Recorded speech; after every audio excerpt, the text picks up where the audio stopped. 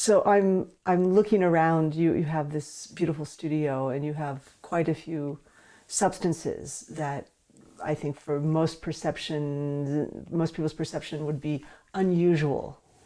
Also, physical elements that, by all standards, shouldn't exist in the physical realm.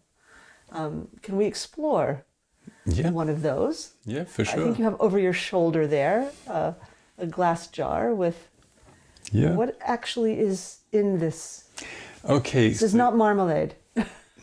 Obviously not, or hopefully not. Yes. I mean, I like marmalade, but in this case, I'm hoping that it does not transform into marmalade. So we have a very strange looking substances, which you can see like white powdery like flakes. And it is actually a substance which in this case is what we call CO2 at the moment, being transformed into a metal-like looking structure. Usually CO2 is in a gas state with room temperature and room pressure. In this case here, it has changed its appearance, so you can actually see it, and changed into a substance which has different different abilities and also different qualities of interacting with its environment. I mean, we know that CO2 is something very helpful and really supporting life on this planet. And in this case, you could use it for all parts of healing for your body, for plants, and so on. And in this state of matter, it radiates its signature, meaning the immanent quality of this material. It radiates this quality in a form of high frequent energy, and it does this uninterruptingly. So it would do this here for years and years. Is this measurable in some way?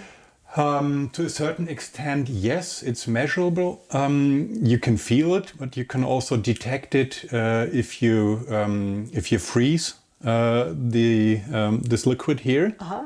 You would see the field. You would see the rays of this field when you freeze it. Oh, interesting. And also, if you would place a second glass with ordinary tap water here, leave it there for half an hour, and then freeze it too, you would see that this field here would interact with the water and change the structure of the water. Wow. And this is not what we could call classic information. It's basically restructuring the water on a molecular level. And it's doing so through its conscious interaction with the water? Well, you could say so. The substance here is mainly interacting with our consciousness, and it affects the physical level too, for sure. So it works on the level which is before manifesting as matter. So this is the way, or the level where it works on.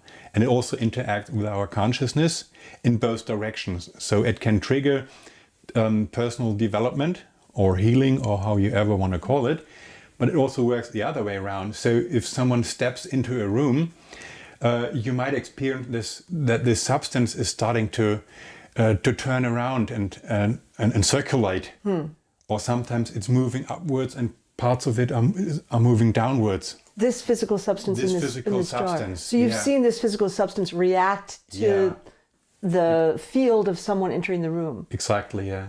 And while producing it, I mean producing in brackets because we're not producing it, we are providing the field for it to emerge. Exactly. We are creating an environment where it actually can develop by itself. It can also be by your mind, by thoughts, by wish. But you could also use your hands, because our hands, they have the strongest, it's part of our body which contains the strongest power of creation. So between our hands we have a giving side, which usually is the right hand side, and we have a receiving side. So in between these two there is a field, and this field is mainly our creative power. So with using this field between our hands, you can actually create these substances. Hey everyone, I'm Betsy Pool, and I'm the co-founder of Wake Up, the Association for the Advancement of Consciousness. We appreciate each of our subscribers, and if you haven't subscribed, we hope that you'll click the button down there and join us. Thanks very much, everyone. See you here.